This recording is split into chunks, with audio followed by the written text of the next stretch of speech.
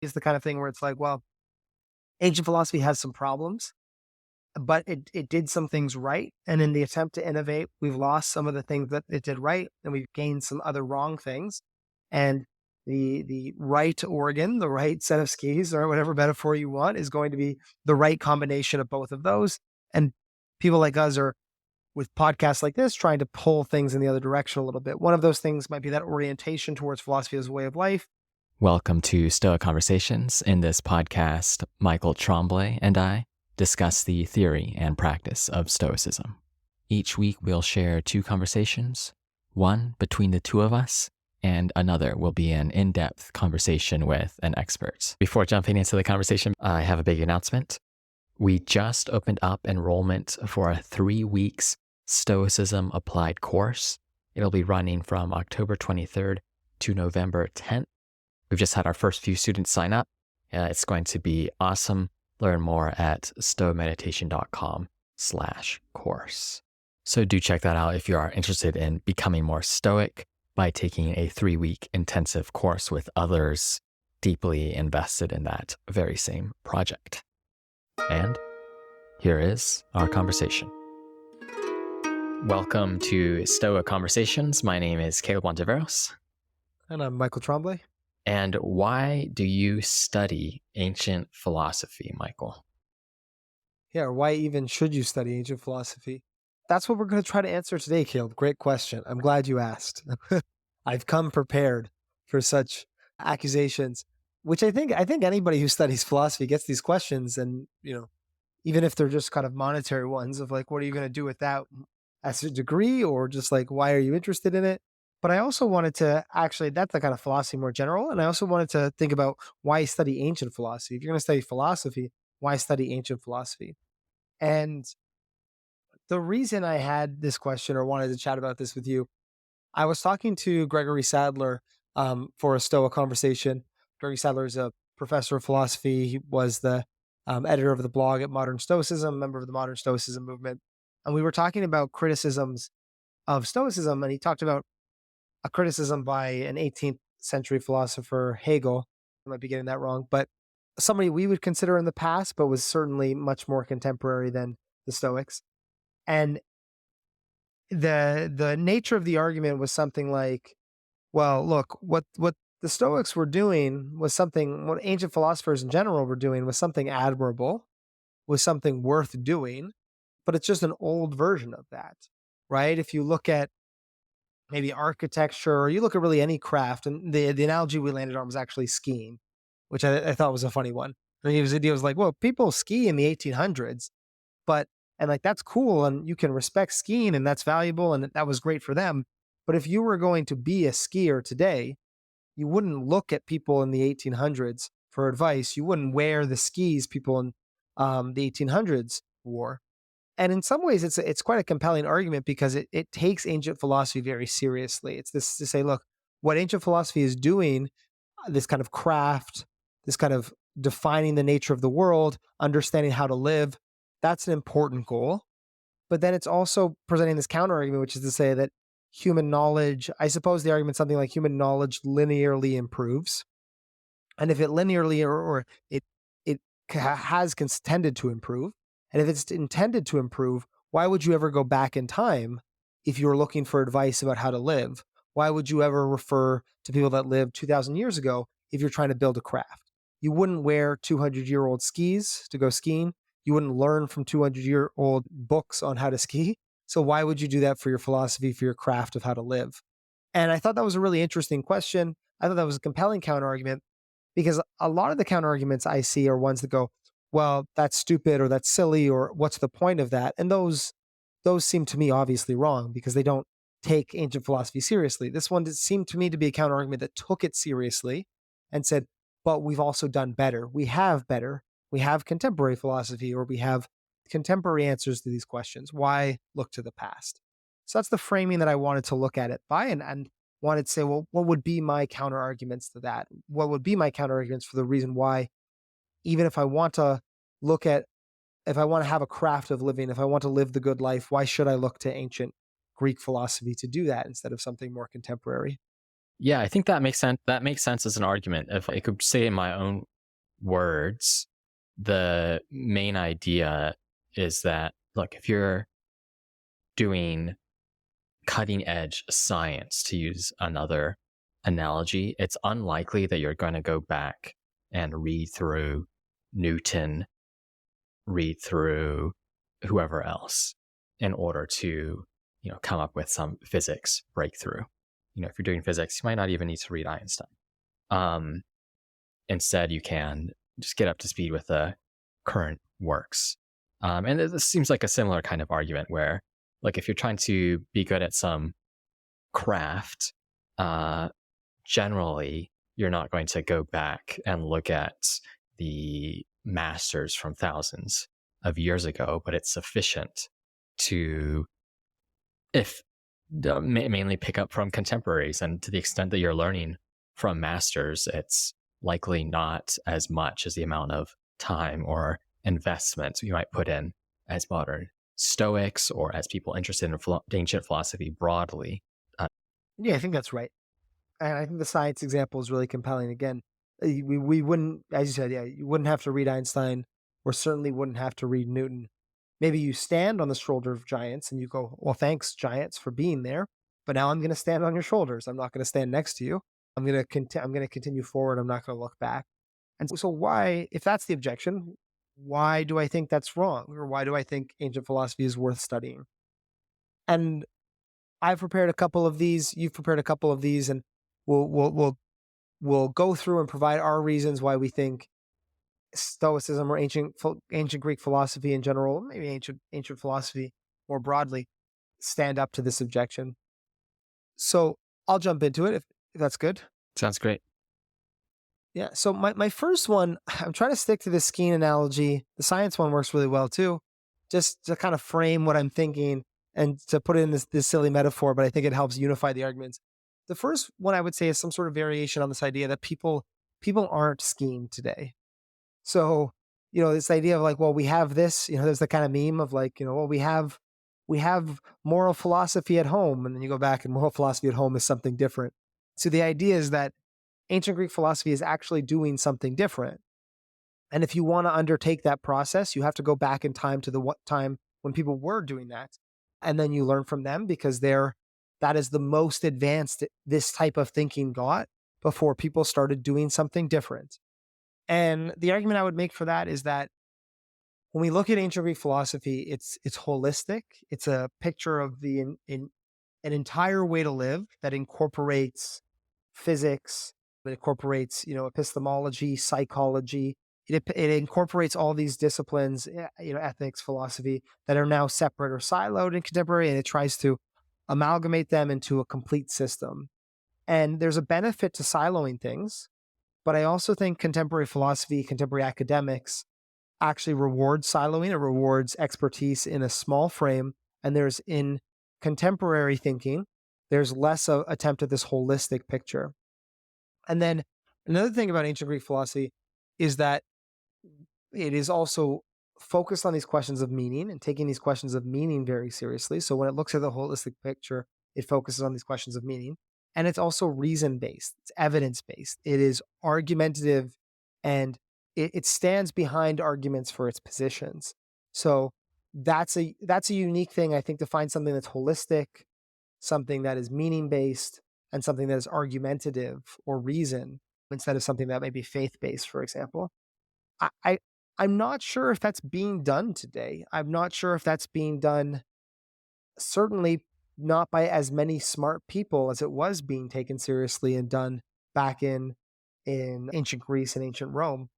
Um, so maybe you see some of that in existentialist philosophy. Maybe some of that is being done in art in a different way. But there's some sort of unique combination of these factors in ancient philosophy that I just don't see a contemporary equivalent of. So it's not like I'm shaming the contemporary equivalent.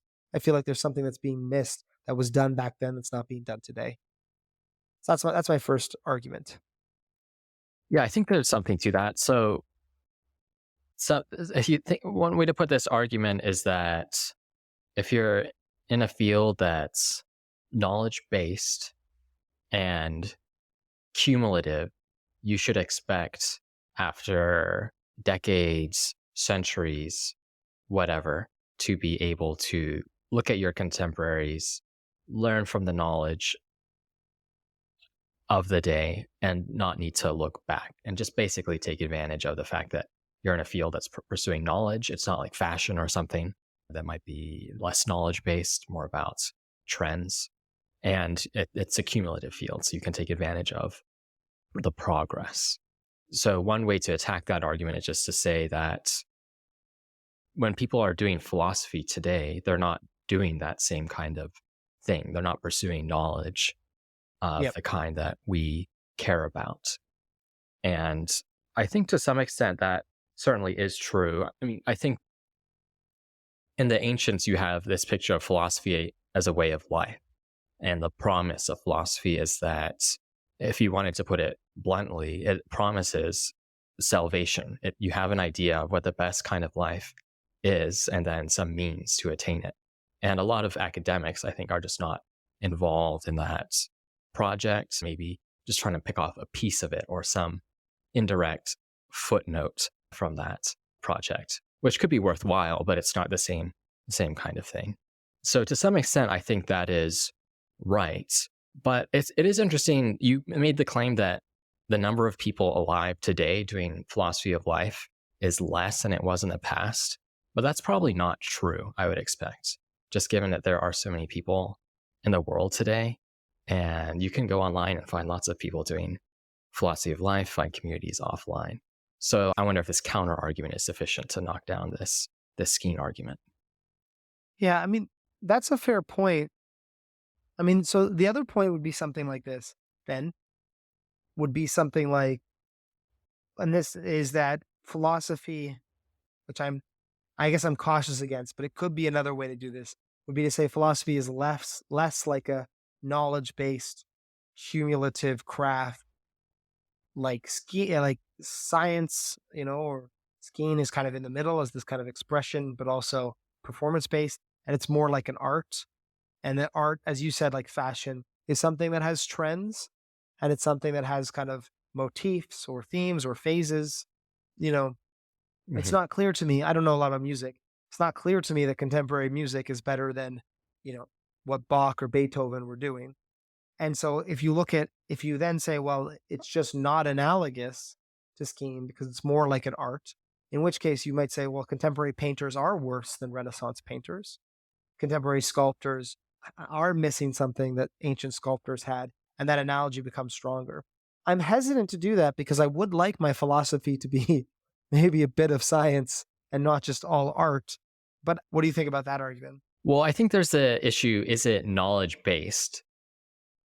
Where are you attempting to come to true beliefs, things that accurately describe the world, which I think you are doing in philosophy when it's done well, and in science when it's done well, but perhaps not the same kind of thing you're doing when it comes to fashion or, say, humor or something like that. But although humor is an interesting case. So there's that. And I don't want to give that up, but I think that's different from whether a field's cumulative or progressive, because even in science, or if you take skills, like we have just as a civilization forgotten how to do things that Hmm. we once were able to do. And you can think of thought experiments about, imagine we lost all our technology. Would we be able to fare better in our environment than some primitive, illiterate human from thousands of years ago? Maybe not. There's an interesting book on this by a fellow named Joseph Henrich called The Secrets of Our Success. And he has a nice experiment, which is called Lost European Explorers. And it involves Europeans who are at the time in the, whether it's the 18th, 19th century, the most technologically, scientifically advanced civilization getting lost somewhere in Australia or the Americas, and noticing that these people fared much worse than the people who grew up in those areas, obviously, and also likely fared much worse than many of their ancestors would have, just because they've learned many new skills and forgotten others. So that's maybe a long-winded way of saying that we can have knowledge-based fields, but that doesn't mean that we don't forget things. That doesn't guarantee that progress is linear. And perhaps there are some features of philosophy that make it more likely that we'd forget things past humans have learned in the past. Perhaps there's some things about philosophy that makes it harder for it to be linear. I think that's an interesting line of thought. Yeah, cool. I like that. I like this idea of you can think of it as a craft that maybe we've forgotten how to do well, or so maybe yeah, maybe the same kind of thing. Maybe there's plenty of people today that are good fishers just because like just know how to fish and know how to do agriculture, for example, because there's just so many people on the earth. But as a whole, culturally, we can have certain things that become less emphasized, or something that the average person is kind of worse at doing, Mhm. or not able to think about. And I don't want to speak for the averages in ancient Greece and ancient Rome because I don't know how much stoicism the average person will be doing. But certainly as a whole, we're worse at these crafts than the people we're reading about, right? Than the Epictetuses and the Marcus Aureliuses that we're reading from. The average person today, and they have something to learn in that respect. Moving on to the next one, another argument I had is that one reason that we might study ancient philosophy is just this view that we might even agree that it's dated, but then still think we have something to learn from it. So this idea of like, look, well, if I'm a skier today, I might have something to learn from an ancient ski, an old skier, not ancient, but 100 years ago, there might be something I have to learn from watching an athlete from a period before mine, even if we're better today. And I've called this philosophy professor of mine called this, the kind of mining for diamonds argument. The idea is like there's going to be a lot of dirt, but every once in a while, when you're going to find a diamond, and then it's okay digging through a lot of dirt to find a diamond. So if you read, if you read something by the Stoics, and you're like, well, clearly this is not how. I think about this a lot when I think of, maybe if you read some ancient science, for example, you're like, well, these people are clearly misunderstanding some things that we get now, maybe about physical biology in particular, these kind of particular things. But every once in a while, there's kind of an approach or an insight or some sort of perspective that's worthwhile. One of those diamonds I want to say that I think ancient philosophy provides, even if it's wrong, and even if you're the kind of person who's like, I'm just going to read contemporary psychology of happiness, or I'm just going to do like study contemporary ethics, I don't need anything for this. Even if there's that, a diamond that I think ancient philosophy provides is that they often use stories or metaphors or these kind of analogies that create mental models. Bear with me, but this is I think the diamond in a thought that I just had a couple of weeks ago. But in my job now, I do a lot of design thinking. Design thinking is about creating objects or services for people. And when you're creating a service or an app or a piece of technology, you think about a mental model that that person's going to interact with that object with. And what a mental model is it's how the user thinks about what they're interacting with. So it doesn't actually matter if the mental model is accurate. So I don't know, let's say I'm on my iPhone and I am using my finger to scroll through, the mental model that it's providing me is that the phone is kind of like a book or a page, right? And I'm scrolling from one page to another as I scroll through. And I'm able to navigate that really easily and successfully because I understand how pages work. It's a helpful mental model. It doesn't matter the actual bits and bytes or the electricity of how that, the information architecture of how that is happening. What matters is that I have a mental model of how my phone works. I scroll through my phone because I want to achieve something and that thing is achieved.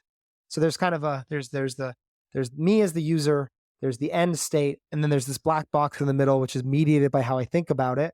And it doesn't really matter if the mental model is accurate to that middle. What matters is that it's an effective way of going from what I want to get to getting it.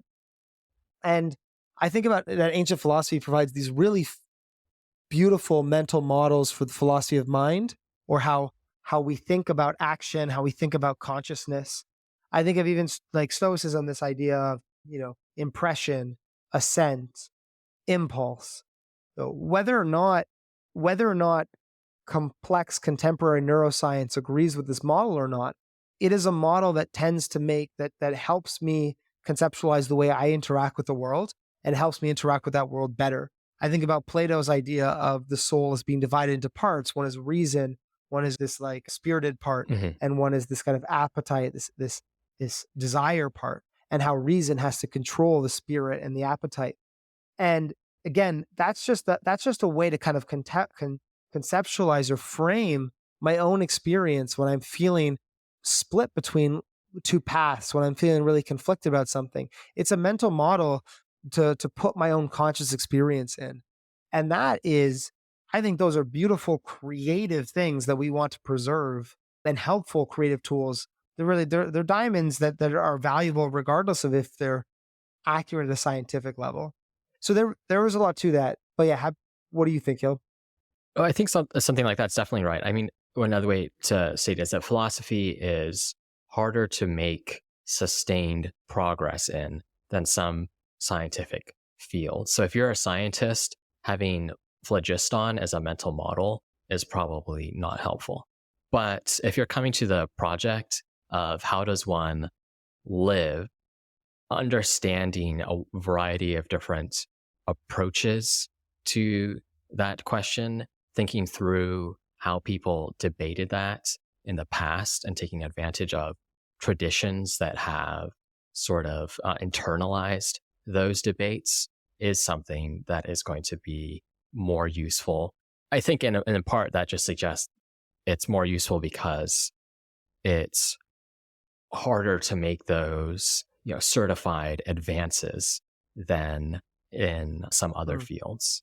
Yeah. If you, So what you mean is like in science, there could be this giant paradigm shift, and then the previous paradigm doesn't yield any benefit. But you're not really getting that paradigm shift in philosophy. That's what you mean? I think so. I mean, the question, I suppose, if you wanted to push this argument, the obvious counter argument is, well, why don't more skiers mine for diamonds? Why don't more scientists mine for diamonds? And I think one answer for that is just that those fields, it's easier to judge when you've made progress. And in some sense, it might be easier to actually make progress.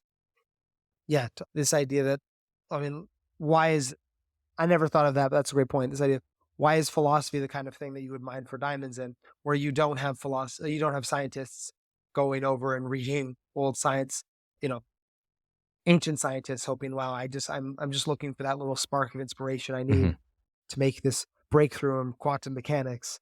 Although Yeah, yeah. maybe they could be doing that a little bit more than they are, Yeah, I but think they you certainly see, don't. yeah, I think you see that, you do see it in sciences and you see it in sciences that are more difficult. So I think, or I shouldn't say more difficult. That's not exactly what I mean. Maybe it's something like harder to get real world feedback. So more theoretical sciences, like many people building evolutionary models. My sense is that a non-trivial amount of them do in fact read Darwin. Cool. Okay. And part of that is just because maybe they're not like the physicists who can run a test and quickly determine whether a hypothesis is correct, and that there is some value in thinking about how Darwin thought about natural selection. And, he still weighs in on contemporary debates in the same sense that many ancient philosophers are going to weigh in contemporary debates about how best to live. Yeah. Great. Interesting. Yeah. So there's that real. I feel like that there's that real that kind of type delineation that we keep hitting up against, which is like there is this difference. And one of those differences you made is that kind of real world correspondence. Like, like a scientist is just saying, not just saying, but something a scientist might do is, I wonder what happens when I combine this drug with this other drug, or I do it in this kind of use case. And that's not the thing where you need to go back and think about the philosophy of science. It's something where you need to just go and run the physical experiment out in the Mhm. world. And so with these kind of more theoretical pursuits, there's there is it is harder for something to be definitively useless, or definitively, for even an old perspective to be definitively kind of version 1, and we have version 3 now, so we don't Mhm. need version 1. The last argument I made, so first argument is, well, we should do this because we should study ancient philosophy because people aren't really doing that kind of thing anymore, or we have this great resource. Another is look, even if it's wrong, there's some value here that can be found. And the third argument I had is that, if we think about the skiing metaphor, when you grow up wanting to be an athlete, I know in my own, maybe growing up in Canada, maybe hockey players don't copy Wayne Gretzky when they get good. They might still, that might not be enough of a jump, but they certainly know who Wayne Gretzky is when they're kids. They certainly watch old people, boxers certainly know who Muhammad Ali is and things like this. And there's this kind of inspirational reason, what I would call the protreptic argument. And protreptic was the ancient Greek term for turning somebody towards something, inspiring them to take up philosophy. And so there's this idea that if we think of the project of living well, that project of philosophy as a way of life, well, maybe I could learn from contemporary people. I don't necessarily agree with that.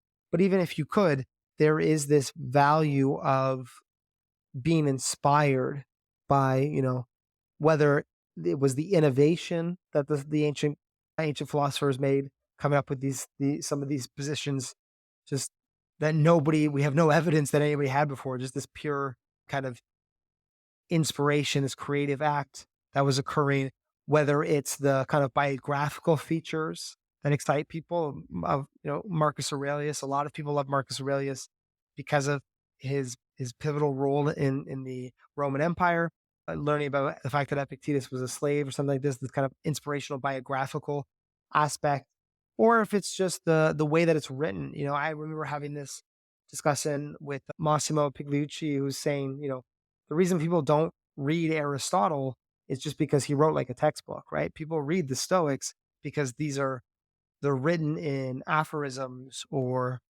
Seneca is just an amazing, amazing writer, for example. And so when you read it, even if it's a little bit worse, if it's presented, or even if it's dated, right? Even if it's old, and even if this contemporary stuff was better, even presuming that's right, there can still be this inspirational aspect to really well written philosophy or really interesting historical context. And if that inspires you to take up the project of how to live well, that inspires you to go then and read contemporary philosophers, well, then that's a great reason to study ancient philosophy, even if it's wrong. And even if there's no diamonds to find, if it can inspire you to take up the craft of living well, to live the examined life, well, then there's a reason right there, regardless. Yeah, yeah, absolutely. I think that's one of the key reasons I return to ancient philosophies, is that I do find it protreptic. It has that motivating force, and has had that force for people throughout time. You could say protreptic. You could also just say, I say protreptic, but normal people wouldn't. It would be non-ancient Greek philosophy nerds would be like, "What are you talking about?" But it just pumps you up. That's what I mean. It's just like you just feel inspired, and that's okay. Like that's like a legitimate reason to like something, because it inspires you, right? Yeah, I think so. Absolutely. There's a nice passage from Machiavelli, which touches on this, which I'll just read now. When evening comes, I go back home and go to my study. On the threshold, I take off my work clothes, covered in mud and filth, and put on the clothes an ambassador would wear. Decently dressed, I enter the ancient courts of rulers who have long since died. There I am warmly welcomed, and I feed on the only food I find nourishing and was born to savor. I am not ashamed to talk to them and to ask them to explain their actions. And they, out of kindness, answer me. For hours go by without my feeling any anxiety. I forget every worry. I am no longer afraid of poverty or frightened of death. I live entirely through them. And I love that passage That's because really beautiful. I love that passage just because it captures almost a kind of communion you can have with these old people, these old sages, examples of the past, their thought, interact with them, and adds, I think, both the fact that not only were they great artists, great examples, but there's a real sense in which you can commune with them, and that experience is intrinsically worthwhile. Yeah, I think there's kind of a third. I mean, first of all, it's a beautiful passage. I haven't heard that before. I love that. I think anybody who's studied ancient philosophy, or maybe history more generally will relate to the joy of that. This idea of, you come home and I get to have conversation with really smart people. I think there's this third point or this fourth point emerging here, which I realized I didn't write down, which is this idea that sometimes it's just fun. Like sometimes it's just its own kind of joy, right? Like I framed the conversation as, well, if you want to live great, why look to ancient people to do that, right? If you want to be a great skier, why would you look to the past, not to the future? And there's this other point here, which I guess in that I tried to make some arguments of why it can be effective to live well. Whether that's you find a diamond in the rough there, whether it is it is better than you might expect, even though it's old, or that it can inspire you to put work toward this. But there's just this fourth position of just like, well, what if you just want to enjoy yourself? What if you just want to partake in something that is in a way a really like beautiful kind of historical accident. It's not an accident because it was done on purpose. People preserve these works, but we're really lucky we have them, right? And in some cases we have, some cases we don't have them, right? We don't Mhm. have the writings of a lot of people. So the people that we do have is kind of like a historical luxury, and there's a kind of joy. I mean, you put that as communion. I really like that. A sense of community through time, right? A sense of community through time with other people who are exploring these really meaningful questions of how to live. That's kind of cool. Yeah, absolutely, absolutely. Yeah, I guess there's just a line, I study ancient philosophy just because I love it. That's all. And you don't need to say much else than that. Yeah. It's just like, okay, conversation over. And I think you actually do see that. Just to go back to the skis analogy, and a lot of performers, they will look to the ancient masters, top people from their field. Often they have a rich knowledge of the history of their field. Maybe it doesn't even influence their play that much. It's just that they love whatever it is. Yeah. And there's certainly something to that. Yeah, great. And then so what about you, Caleb? Any arguments for why to study ancient philosophy that we haven't hit on? Well, as we're talking, I feel like there's sort of a picture that's emerging for me, which is that ancient philosophy is useful to study because although the study of a philosophy of life is knowledge based, it is difficult to identify progress and difficult to render that progress cumulative over time.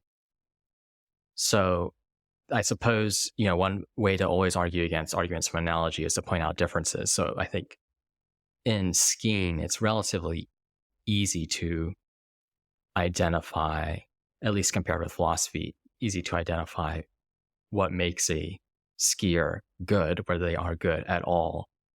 But perhaps that's just not so with philosophies of life.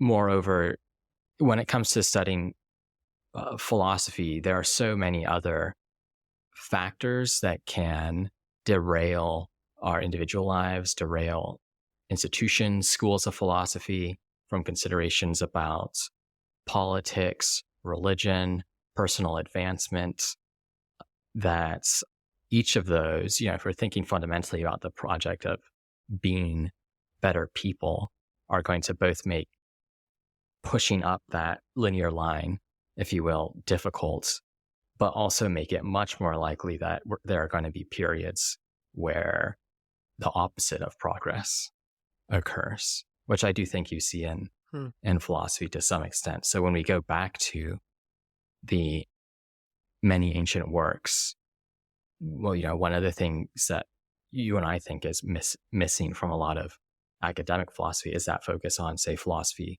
of life. And so I think that's one picture that's sort of coming more into focus as we have this conversation. Yeah, I think that's well put. I think that's compelling. Yeah, because you want to hold on to it being knowledge based, right? We don't want to fall into some sort of relativism, some sort of like pure art of like, well, I prefer this one to this other one. you know, I stoicism, I just kind of like it, and that's why I live my life like that. or oh, well, if you're a utilitarian, you just kind of like that, it floats your boat. That's cool too. We want to reject this. There needs to be wrong answers. There should be, if there's a plurality of right answers, maybe not, but there needs to be wrong answers. There needs to be mistakes, false starts, bad moves here. But then we also, if it is knowledge based, why is it the kind of thing that we can why is it not the kind of thing that is like science where we just say, well, you don't need to read anything that hasn't come out since the 90s, for example. Hmm. And I think you've provided some compelling picture. We're able to preserve, I think this is what I was trying to get at. We're able to preserve the knowledge-based nature of it because we want to be committed to that. That's one of the appeals to it. It also matters when you're living your life based on something, but then also justify why something that's knowledge-based could be valuable, could have such value for something originating 2,000 years ago. Hmm. And I think you've done a decent job of making an argument there. All right, decent. I'll take it. Another, I don't want to go too strong. yeah.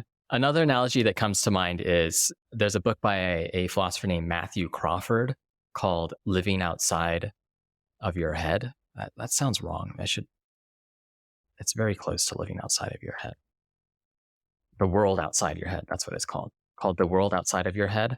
And I didn't need to look that up. It just came to that. He has a chapter, although it took a while. He has a chapter in that book on the art of creating organs, the musical instrument.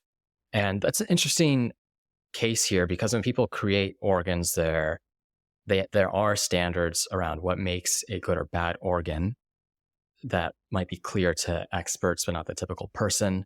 Much of the knowledge is tacit. It's communicated through, organ makers, their apprentices, there's apprentices, and so on.